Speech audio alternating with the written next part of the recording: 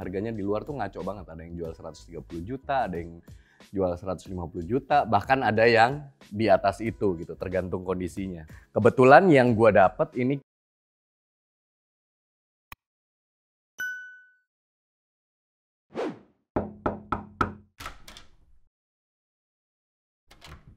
Hai, selamat datang kembali di Kamar Cowok. Selamat datang di konten gue, dan di konten ini gue mau ngenalin salah satu keluarga gue yang baru, yaitu Vespa Primavera Shun Waterspoon.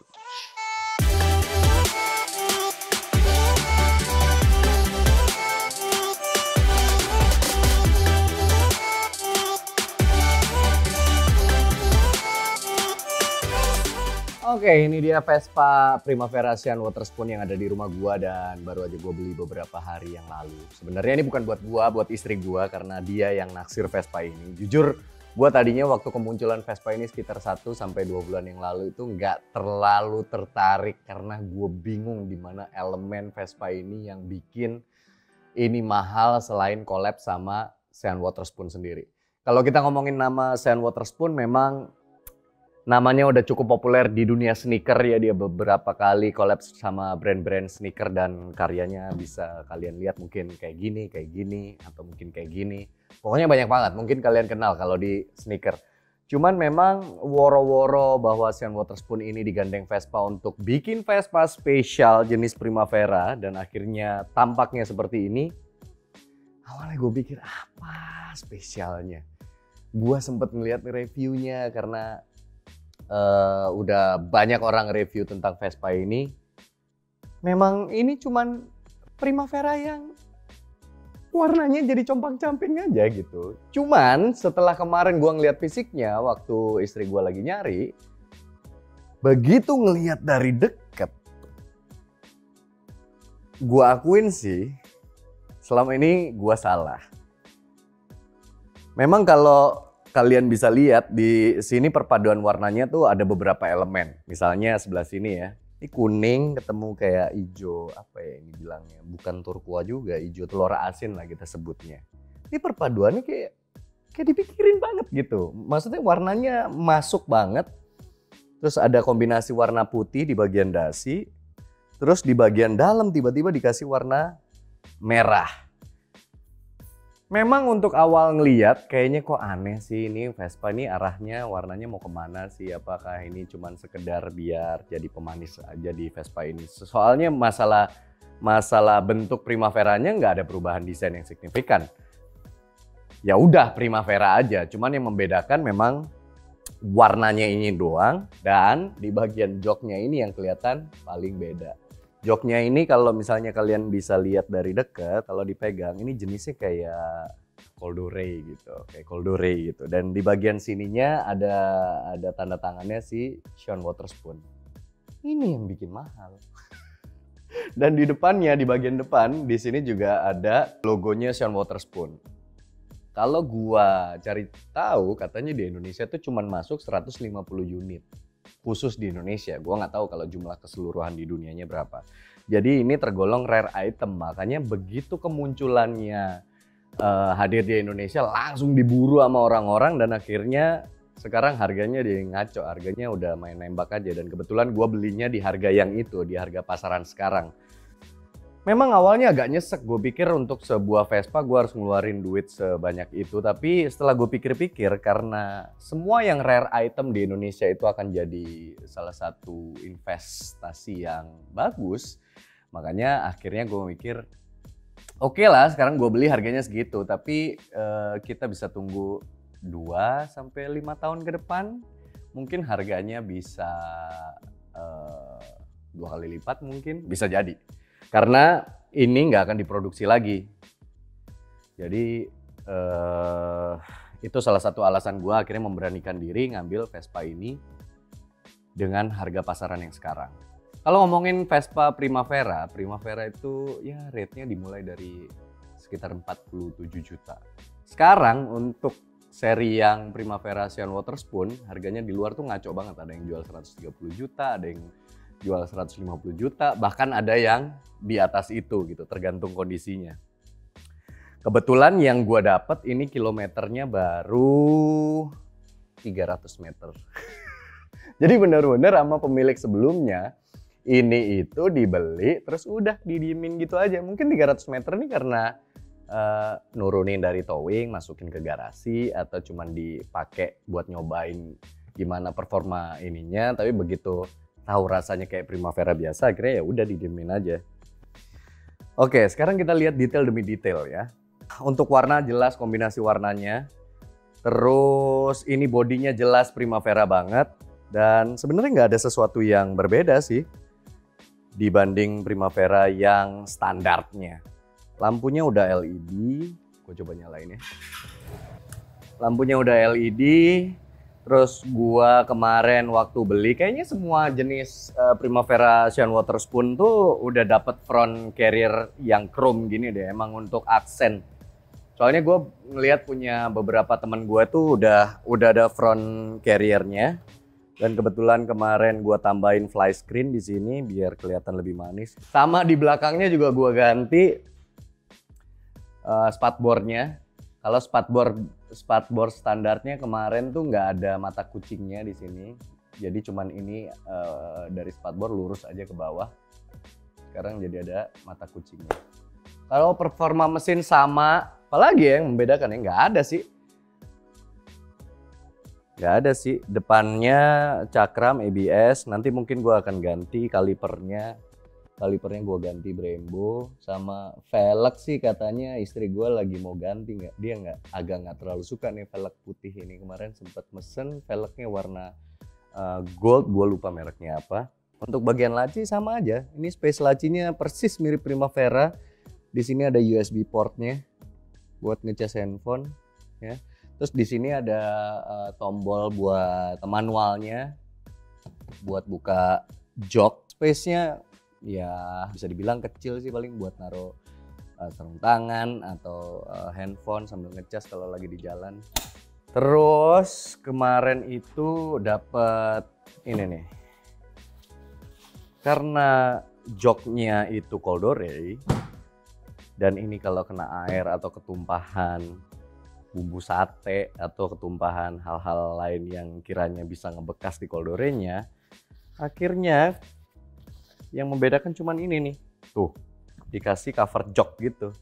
Cuman PR banget nggak sih kalau misalkan kemana-mana ini harus di coverin dulu, parkir ini di coverin dan lain-lain. Akhirnya gue berpikir untuk kayaknya gue akan ganti joknya. Jadi jok yang originalnya gue akan simpen. Meskipun sayang sih, ini nih yang bikin pembeda Shine Waterspoon sama Primavera biasa. Cuman ya gimana lagi, daripada joknya ntar kenapa-napa, terus jadi jelek, ganggu di mata. Akhirnya saya sendiri yang nyesel. Nah kebetulan ini ada spatboard standarnya yang tadi gue bilang, di bagian kanan dan kirinya nggak ada mata kucingnya. Yang nggak ngefek apa-apa sih, tapi paling nggak dari belakang tuh kalau kena cahaya dari kendaraan lain lebih kelihatan aja. Di luar itu semuanya sama kayak Primavera biasa, tempat bensin di sini. Dan satu lagi yang bikin sayang sih menurut gue, kalau memang ini rare item harusnya ada nomor serinya yang kalau misalkan ini diproduksi terbatas gitu. Tapi ini sayangnya nggak ada. Biasanya kalau untuk rare item kan ada, misalkan dikeluarin atau dipasarkan cuma 1000 unit gitu, ada angka serinya. Jadi ketika kita beli, kita dapat angka seri, misalkan oh ini motor ke 100 dari 1000, itu mungkin akan meningkatkan nilai harga jual nantinya ketika barang ini memang benar-benar udah langka di pasaran. Selebihnya semuanya sama. Tapi jujur first impression gue yang tadinya gue mikir kayaknya nggak worth it ya ngeluarin duit segitu untuk beli Vespa ini gitu, karena secara performa ya udah sama aja kayak Primavera S pada umumnya, cc-nya 150 cc, knalpotnya juga standar, nggak ada perubahan yang berarti selain hanya di warna. Tapi setelah gue pikir-pikir dan gue perhatiin, emang makin keren. Ini beberapa hari ini gue taruh dalam rumah biar sengaja, satu emang kenoraan gue sih dari dulu kalau punya barang atau punya kendaraan baru tuh selalu gue spesialkan gitu. Kalau orang dulu tuh punya motor baru selalu dimasukin ke dalam rumah biar bisa dilihat-lihat, disayang-sayang gitu. Itu pun juga yang gue lakukan ke Vespa ini. Dan faktor keduanya adalah biar bisa gue liatin gitu, di mana sih sisi menariknya dari Vespa Ocean Waterspoon. Dan memang setiap kali dilihat, setiap kali diamati, ada beberapa angle tertentu yang emang bikin Vespa ini tuh kelihatan cantik gitu, kelihatan keren gitu. Belum di jalan aja udah keren, kalau di jalan udah pasti kelihatan beda sendiri karena warnanya. Dan buat anak-anak Vespa pasti udah sangat ngenalin lah ini Vespa jenis apa. Tapi bukan di situ poinnya. Setelah gue perhatiin ya, ini kalau misalkan di parkir standar 2 gitu, terus dilihat dari angle sini, nih. Kalau dilihat dari angle sini, itu emang cantik gitu. Emang keren gitu. Dilihat dari angle sini juga keren banget. Bahkan bagian belakangnya tadinya gue pikir ya gue nggak terlalu suka warna kuning ya.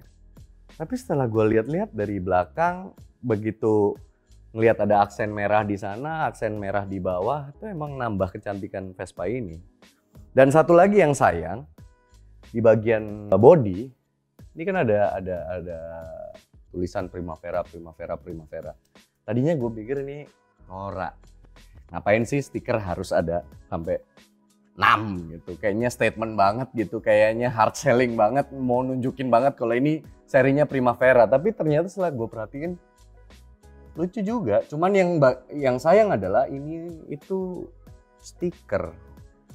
Yang kalau kenapa-napa ini sayang sekali. Kalau misalkan ada tangan-tangan usil tiba-tiba cetuk, wah akan nyesel banget sih. Nah kemarin bagian ini juga udah diganti nih, standarnya hitam. Diganti warna merah sama istri gua supaya nyambung ke bagian ini. Dan kita lagi pesen box di belakang dan pemilihannya kemarin antara kuning, merah atau hijau telur asin. Akhirnya yang terpilih sama bini gua kalau nggak salah dia mau pasang box di sini untuk naruh helm nantinya. Itu warna hijau telur asin. Nanti kalau udah datang boxnya kita akan lihat itu masuk apa enggak. Kalau menurut gue sih masuk aja, meskipun dominasi dari motor ini adalah warna kuning. Kalau ditaruh warna kuning tuh kayak ya udah standar aja karena kita milihnya bagian amannya, bodi luarnya mayoritas warna kuning. Tapi gue kemarin bilang sama dia, coba aja pilih aksen warna yang berbeda. Akhirnya dia pilih hijau telur asin. Meskipun hijau telur asinnya cuman ada di bagian aksen spakbor sama bagian dalam. Gitu. Jadi nanti after velg ini diganti gold, mungkin aksen putihnya cuman ada di jalu, di dasi, sama di list ini doang, list body. Ini body doang. Ini kemarin gue dapat harganya sekitar 130 juta. Tadinya gue mikir banget, ini gila. Vespa ini standarnya 47 juta. Yang Primavera S atau Primavera biasa. Sekitar range-nya antara 47 sampai 50 juta sekian. Begitu Ocean Waterspoon keluar di showroom harganya 85 juta. Selang 2 bulan karena barang di showroomnya udah habis, sekarang udah dipegang sama kolektor-kolektor atau emang orang yang sengaja beli untuk investasi, harganya udah semelambung itu. Tapi mudah-mudahan sih worth it ya. Mudah-mudahan sih worth it. Kalau untuk review sisanya sih sama lah. Di sini lampu, ini lampu sen, ini lampu dim jauh, lampu sen kanan kiri. Terus ini mode untuk lihat di indikator yang ada di sini. Ini klakson, pionnya juga standarnya begini. Dapatnya aksennya chrome. Biasanya orang kalau beli Vespa standar misalnya dengan dominasi satu warna, biasanya akan gatel untuk nambahin aksesoris sana sini, mau hand gripnya, mau livernya, mau spionnya dan lain-lain. Tapi kayaknya untuk Vespa yang ini nggak perlu banyak aksesoris gitu. Lu keluar original aja di luar orang mungkin udah wow, eye-catchy gitu, udah jadi pusat perhatian gitu. Dan agak sayang kalau dipakai jalan kalau kilometernya tinggi, cuman ya kita beli kendaraan kan untuk dipakai bukan untuk disimpan doang. Jadi gue rasa ini jadi good investment dan gue gak nyesel belinya. Oke, ini adalah keluarga baru gue. Agak nyesek sih motor gue datangnya belakangan daripada motor istri gue duluan. Tapi ya so far gue sekarang bisa bilang bahwa yang tadinya gue anggap ini gak keren, setelah gue punya dan gue liatin tiap hari, ternyata dia secantik itu. Thank you yang udah nonton konten ini, sampai ketemu di konten berikutnya.